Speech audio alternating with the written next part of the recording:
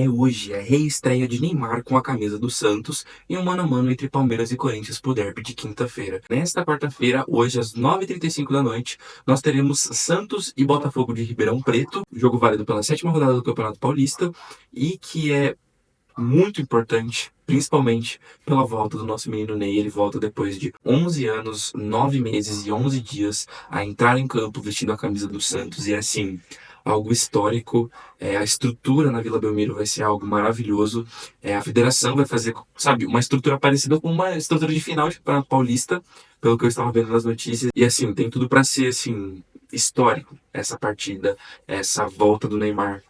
E já adentrando a respeito de como vai ser o time, meio que vai repetir a escalação da última partida e o Neymar sim tem condições de jogar no time titular, tem condição de ser escalado no time titular, mas a tendência é que ele não seja. A tendência é que ele jogue pelo menos 30 minutos no segundo tempo, entrando ali provavelmente no lugar do Gabriel Bom Tempo, né? Caso ele seja titular, vai ser no lugar do Gabriel Bom Tempo e não no lugar do Soteldo, como algumas pessoas estavam achando e sentindo que seria assim.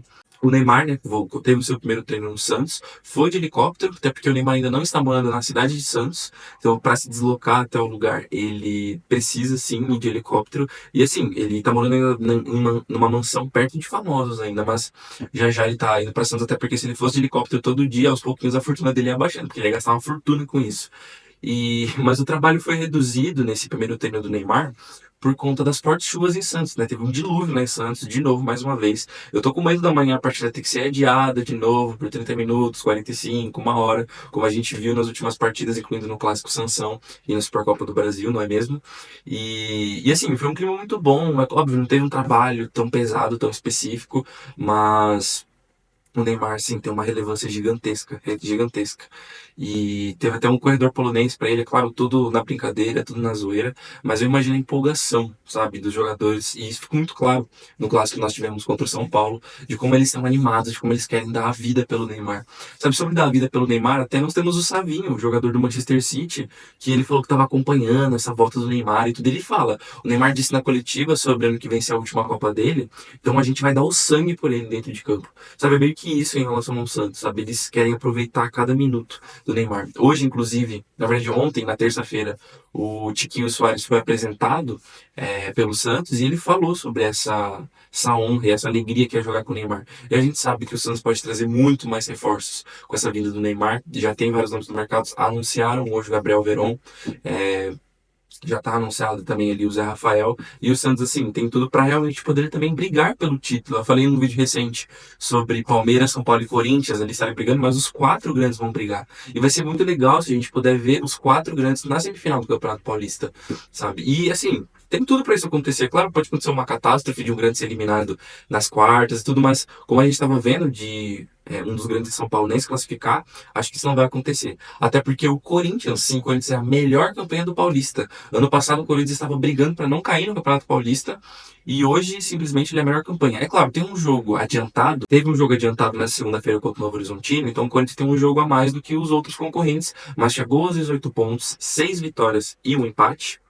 E vem até que confiante pro clássico. Assim, é até interessante que a torcida, lá na partida contra o Novo Horizontino da segunda-feira, falou, gritou lá, quinta-feira é guerra, quinta-feira é guerra. Sabe? Então, é uma importância muito grande. Um clássico, é um derby, é o maior clássico do estado. Se você acha que não é o maior clássico do estado, desculpa, mas você está completamente errado. O maior clássico de São Paulo é entre Palmeiras e Corinthians. E já pensando do lado do Palmeiras, primeiro a respeito do estádio, mais uma vez terá toda a estrutura de show, o que vai reduzir em cerca de 30% a capacidade do Allianz Parque. E assim, eu acho isso muita sacanagem, sabe? É óbvio, tem a questão da W Torre, é contrato, é show e tudo, e precisa ter lá no Allianz, mas assim, eu como torcedor, eu fico me sentindo muito injustiçado, sabe? Tipo, gente, a quantidade de jogo que o Palmeiras ou empata ou perde porque não joga no Allianz é absurda. E tem que comandar o jogo lá na Arena Barueri com uma logística horrível para ir de São Paulo para lá. E sempre jogos em que não lota o estádio. Sabe? O que vai lutar lá é um clássico contra o Corinthians, inclusive no Brasileiro de 2022 teve clássico contra o Corinthians lá na vitória por 3-0 do Palmeiras. No Campeonato Paulista do ano passado teve jogo do Palmeiras contra o Corinthians lá na Barueri de novo, que foi o jogo que o Everton meteu o bracinho de jacaré no gol do Garro de falta no 2-2. Sabe? Eu acho que o Palmeiras é muito prejudicado por não ter o Allianz Parque disponível. Sabe? A única derrota do Palmeiras no ano foi contra o Novo Horizontino, esse Novo Horizontino que perdeu pro Corinthians, e simplesmente A gente não tinha o Allianz pra jogar. O Palmeiras não tinha o Allianz Parque pra jogar. Sabe? Tipo, caraca, alguma coisa precisa ser feita. Você vai ver aí no final do ano, ano passado foi assim, eu não tô trazendo números exatos, mas o Palmeiras teve 6 derrotas em casa, 5 derrotas em casa durante o ano todo. E você vai ver, 80% dessas derrotas não são no Allianz, são na Arena Barueri. Sabe? O Palmeiras é muito prejudicado. Primeiro, caraca, mano, é o estádio dele, a torcida, o clima muda, é completamente diferente jogar na Arena Barueri como mandante. A gente vê, eu lembro no ano passado, no Campeonato Brasileiro, as 2 derrotas que o Palmeiras tinha eram as 2 derrotas em casa. A primeira contra o Inter, no erro do Piquerez, 1-0 pro Inter, jogo lá na Arena Barueri, e depois um 2-0 contra o Atlético Paranaense, também na Arena Barueri. Sabe? O Palmeiras veio ter 2 derrotas no Allianz, mas aí contando o campeonato inteiro, o ano inteiro, que foi a derrota pro Vitória por 2-0 e a derrota no jogo mais importante do ano ali, contra o Botafogo, que tomou um 3-1, sabe? Mas fora isso, sempre é na Arena Barueri. E outra, sabe? Jogar com áreas reduzido também não é tão bom assim. O Palmeiras teve vários jogos importantes. O próprio jogo contra o Botafogo, 3-1. Não, corta isso, acho que não foi reduzido. Não, foi sim. O próprio jogo contra o Botafogo, sabe? No Campeonato Brasileiro, fizeram um monte de meme lá, deles assistindo, a torcida lá atrás assistindo no telão. Ah, e o trouxa que foi lá e pagou pra assistir o jogo do telão dentro do estádio. Sabe, gente, a própria final do Paulista contra o São Paulo, aquela do 4-0 da virada, virou, tem vitórias importantes com o estádio daquele jeito também, mas é diferente. É diferente. O Palmeiras precisa de ter a totalidade, precisa ali ter os seus mais de 40 mil torcedores. Sabe, reduzir 30% é muita coisa. Sabe, e vai fazer falta para essa partida, vai fazer falta. Sabe, a gente vê o Palmeiras em anos aí de boas fases e tudo, mas, cara, se estivesse numa fase média, uma fase ruim, isso iria ainda ser cada vez mais alarmante. Sabe, outro ponto importante a respeito do clássico é que o Rafael Claus foi decidido para escolher. Ô, Federação, você tá de sacanagem? Sabe, o Klaus, que tem péssimas atuações, sabe? E é só o Klaus que apita derby. Eu acho impressionante isso, sabe? Todo o Campeonato Paulista, desde 2023, é só o Klaus. Sabe? Troca. Sabe? Inclusive o Klaus agora não foi aprovado no exame físico que ele fez para ser um árbitro FIFA. Ele não foi aprovado no exame.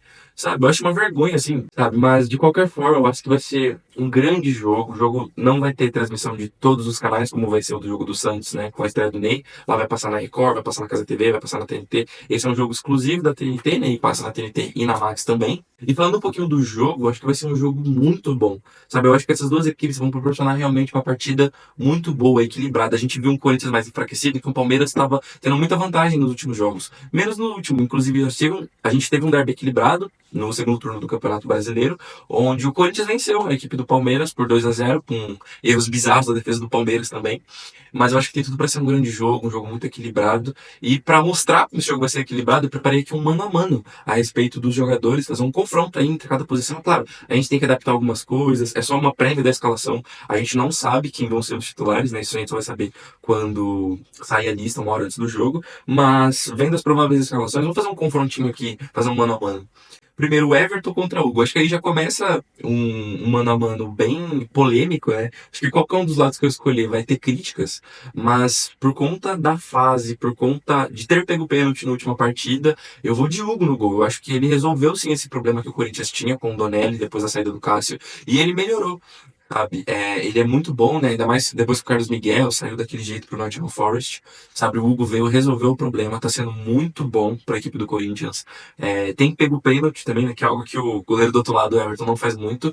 Mas também vale destacar que a temporada do Everton sendo uma temporada boa, sim. Eu acho que o Everton não tem comprometido, tem feito boas defesas. Foi o grande jogador, na minha opinião, do Palmeiras contra o Bragantino. E foi por ele que o Palmeiras empatou. Então eu acho que realmente esse é um nível muito alto. E tá ali bem pau a pau. Mas eu fico com o goleiro Hugo do Corinthians, deixando 1-0 pro Timão. Entre Marcos Rocha e Mateuzinho, sabe, eu não consigo, eu tenho que votar no Mateuzinho, eu acho que ele melhorou muito. A torcida do Corinthians odiava ele nos primeiros meses de Corinthians, os erros dele eram coisas bizarras até que ele errava. Ficou bem destacado o jogo contra o Inter, que ele vai fazer um passe, assim, e ele vai dar um passe de peito, assim, ele cai todo estabanado no chão, mas ele aumentou o nível, ele melhorou, ele fez uns gols muito bonitos. Na reta final do Brasileiro, na fase boa do Corinthians, né? E pro lado do Palmeiras, assim, eu acho a parte defensiva do Marcos Rocha horrível, tenebrosa, assim. Eu acho que o Marcos Rocha, ele já tá passado, acho que ele já não deveria renovar o contrato, mas também a gente sabe que lateral direito e esquerdo é meio escasso, principalmente pro futebol brasileiro.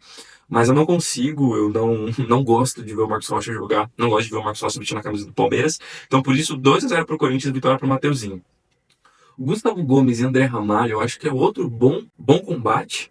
E um combate também do lado por cima. A gente sabe como o Gustavo Gomes teve temporadas um pouco abaixo do auge dele, que era ali o melhor zagueiro do Brasil. Mas assim, eu vejo gente fazendo umas comparações que eu acho bizarro, assim. Tem um podcast aí que eu gosto, é bom, mas que ele faz perguntas a respeito de duelos, e ele sempre pergunta, Gustavo Gomes ou Arboleda? E, gente, desculpa, se você vota no Arboleda, você só é um São Paulino clubista. Sabe, não faz sentido ter essa comparação, sabe? O Gustavo Gomes também tá um nível muito acima de zagueiros como o Arboleda, sabe? No São Paulo, que tudo bem, hoje é um zagueiro importante e tudo mais. Se você falar de hoje, até que dá pra ter disputa. Mas se você falar de trajetória toda, cara, é absurdo a distância do Gustavo Gomes para zagueiros como Arboleda. E eu coloco o André Ramalho também, sabe? Eu sei que o Gustavo Gomes não tá na melhor fase da vida dele, mas eu acho sim que ele é um zagueiro melhor que o André Ramalho ainda. Eu acho ele mais consistente e eu acho que esse voto é do Palmeiras, então tá 2-1 pro Corinthians agora. Murilo e Kaká, acho que nem tem muito o que se dizer, sabe? A torcida do Corinthians não tem visto boas atuações do Kaká. E isso fica muito nítido no clássico, onde ele falhou em 2 gols, para minha opinião, do São Paulo. Ele, no primeiro gol, ele simplesmente não vai e cabeceia e não vence do Lucas de 1,72 m. Ele não vence na altura e o Lucas faz o gol. E no terceiro gol, ele simplesmente vira de bundinha pro Lucas, que passa e faz um belo gol, inclusive. E o Murilo, acho que, mano, se mantém, tem boas atuações, é consistente. Inclusive, hoje eu acho que o Murilo é melhor do que o Gustavo Gomes. Então, sem dúvidas, é Murilo, deixando empatado 2-2. Vanderlan e Matheus Bidu é outra coisa, assim. As laterais do Palmeiras, se não for Mike e Piquerez, sabe, que eu acho, assim, aí que os confrontos seriam diferentes. Vanderlan, Caio Paulista, qualquer outro que vem aqui, até mesmo o Giai do outro lado, eu acho que, assim, não dá. O Vanderlan é o menino da base, subiu bem, tem boas partidas, mas não dá. E o Matheus Bidu cresceu muito de rendimento junto com o Mateuzinho. E eu acho sim que o Matheus Bidu é um dos principais laterais esquerdos do Brasil hoje. Ele tem feito grandes jogos. Eu acho que como destaque aqui um belo jogo que ele fez foi a partida contra o Criciúma, naquela arrancada de 9 vitórias para terminar o Campeonato Brasileiro. Ali foi um jogo incrível do Matheus Bidu e ele tem contribuído com gols e assistências também. Então, mais um voto para o Corinthians. Fica 3-2 para o Corinthians agora. Indo para o meio, entre Aníbal Moreno e José Martínez, eu acho que o Aníbal foi um grande acerto, um dos poucos acertos da diretoria do Palmeiras em 2024. Ele foi muito bem, eu acho que ele é uma peça muito importante, ele encaixa muito bem no meio do campo do Palmeiras, ele é o pulmão ali desse time. E eu acho que o José Martínez, ele é um bom jogador, né? Ele fez um golaço no clássico contra a equipe do São Paulo, mas ele também foi expulso recentemente. Eu acho que falta consistência e falta tempo também para ele, não chegou faz muito tempo.